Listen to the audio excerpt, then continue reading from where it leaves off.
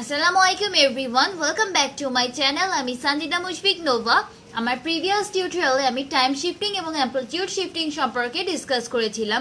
Description বক্সে link দেওয়া আছে, আপনারা চাইলে আমার প্রিভিয়াস টিউটোরিয়ালটি দেখে নিতে পারেন। আর আমার আজকের টিউটোরিয়ালে আমি টাইম স্কেলিং এবং টাইম রিভার্সাল রুলস সম্পর্কে ডিসকাস করব। ফার্স্টে আমি টাইম স্কেলিং রুলসটা নিয়ে আলোচনা করব।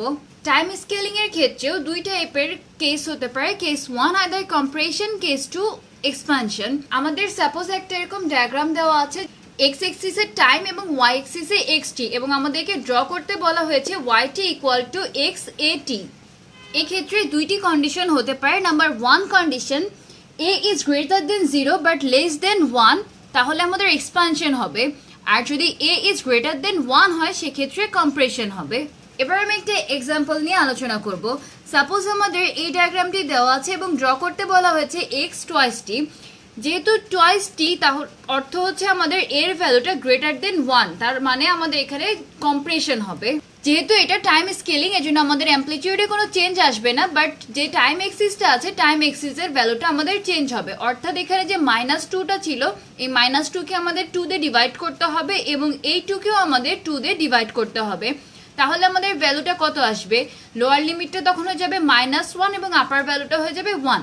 অর্থাৎ আমাদের নিউ যে ডায়াগ্রামটা ড্র করতে হবে তার লিমিটটা চলে আসবে -1 to 1, বাট অ্যাম্পলিটিউডে কোনো শিফট চেঞ্জ হবে না। আমি আরেকটি এক্সাম্পল দিই। সাপোজ আমাদের এই টাইপের একটি ডায়াগ্রাম দিয়ে বলা আছে যে এক্স টোয়াইস টি ড্র করতে। এক্স টোয়াইস টি অর্থাৎ হচ্ছে আমাদের এর ভ্যালু এখানেও গ্রেটার দেন 1, তার অর্থ আমাদের এখানে কম্প্রেশন হবে। তাহলে আমরা নিউ যে ডায়াগ্রামটা ড্র করব তার লিমিটটা কত হয়ে যাবে? -2কে আমাদের 2 দিয়ে ডিভাইড করতে হবে, আর এই সাইডে যে 6 আছে তাকেও আমাদের ডিভাইড করতে হবে। অর্থাৎ আমাদের লিমিটটা চলে আসবে -1 থেকে 3 পর্যন্ত। এখানে আমাদের উইথ কত ছিল? উইথ ছিল 8, আর যখন আমরা নিউ ডায়াগ্রামটা ড্র করব সেক্ষেত্রে আমাদের উইথ হয়ে যাবে 4, কারণ আমাদের এখানে প্রত্যেকটাকে 2 দিয়ে ডিভাইড করে নিয়ে রেঞ্জ চলে এসছে -1 থেকে 3 এর মধ্যে। আর যদি আমরা Y T equal to X 0.5t find out করতে চাই সেক্ষেত্রে আমাদেরকে এই ভ্যালুটাকে 0.5 দিয়ে ডিভাইড করতে হবে। এখন যদি আমরা -2কে 0.5 দিয়ে ডিভাইড করি তাহলে আমাদের ভ্যালু আসবে -4, আর যদি আমরা 6কে 0.5 দিয়ে ডিভাইড করি তাহলে আমাদের ভ্যালু চলে আসবে 12। অর্থাৎ আমাদের রেঞ্জটা হবে -4 থেকে 12 এর মধ্যে। এক্ষেত্রে আমাদের ফার্স্ট যে কন্ডিশনটা দেওয়া ছিল যে A is greater than 0 but less than 1, ওই কন্ডিশনটা স্যাটিসফাই করছে এবং এজন্যই আমাদের ডায়াগ্রামটা এক্সপানশন হচ্ছে।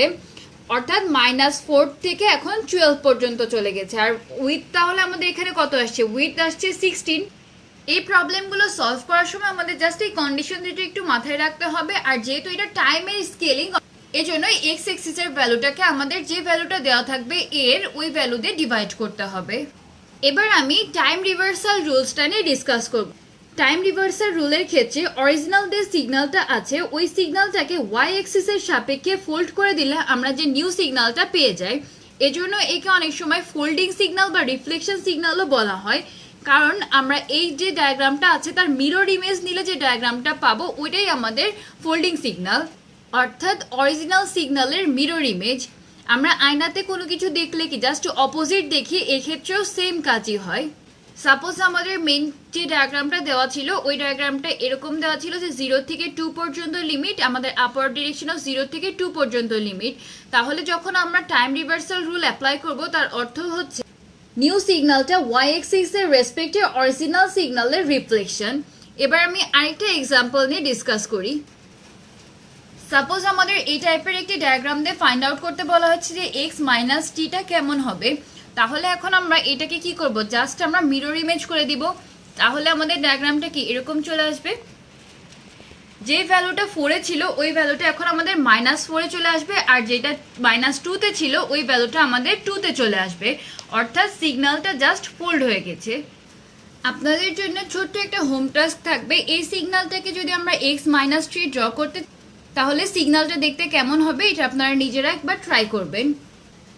থ্যাংকস ফর ওয়াচিং গাইস, আশা করি আপনারা সবাই বুঝতে পেরেছেন। তারপর যদি কারো কনফিউশন থাকে প্লিজ আমাকে কমেন্টের মাধ্যমে জানাবেন, আমি ইনশাল্লাহ সলভ করে দেওয়ার ট্রাই করব। আর আমার টিউটোরিয়ালগুলো যদি আপনাদের জন্য হেল্পফুল হয় তাহলে প্লিজ আমার চ্যানেলটি সাবস্ক্রাইব করুন।